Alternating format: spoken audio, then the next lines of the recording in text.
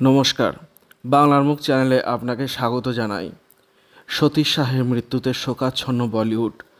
বহু ছবি এবং হিন্দি ধারাবাহিকে অভিনয় করেছিলেন তিনি। মৃত্যুকালে তার বয়স হয়েছিল ৭৪। ঠিক কীভাবে মৃত্যু হয়েছে অভিনেতার, তা নিয়ে এবার মুখ খুললেন সতীশের আপ্তসহায়ক রমেশ কাডাতালা। রমেশ জানান, শনিবার দুপুর ২:২০ নাগাদ মধ্যাহ্নভোজ করছিলেন বর্ষিয়ান অভিনেতা। তখনই আচমকা অসুস্থ হয়ে পড়েন তিনি। রমেশ সংবাদ মাধ্যমকে বলেছেন, কাল দুপুরে খাওয়া দাওয়ার সময় ঘটনাটি ঘটে। এক গ্রাস খাবার মুখে তোলার পরই অচেতন হয়ে পড়েন তিনি। আধ ঘন্টা লেগে যায় অ্যাম্বুলেন্স আসতে।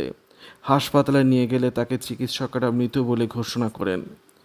সতীশের অসুস্থতার খবর পেয়ে ছুটে এসেছিলেন তার প্রতিবেশী অনুপও। তিনি সংবাদ মাধ্যমকে বলেছেন, রমেশ আমাকে ডাকার সঙ্গে সঙ্গে আমি সেখানে যাই। সতীশ কাকা যাতে সুস্থ হয়ে ওঠেন সেই চেষ্টায় করছিলাম আমরা। খুব ভালো মানুষ ছিলেন উনি, বড় মনের শিল্পী ছিলেন। ওর খবর শুনে যে যার কাজ ছুড়ে ছুটে আসেন। দীর্ঘদিন ধরে কিডনির সমস্যায় ভুগছিলেন সতীশ। গত ১৬ই জুন কলকাতার একটি হাসপাতালে কিডনি প্রতিস্থাপন হয়েছিল সতীশের। রমেশ বলেছেন, তারপরে সব কিছু স্বাভাবিকই ছিল। সামান্য মূত্রনালীর সংক্রমণ হয়েছিল, সঙ্গে সঙ্গে অ্যান্টিবায়োটিক চালু করে দেওয়া হয়েছিল।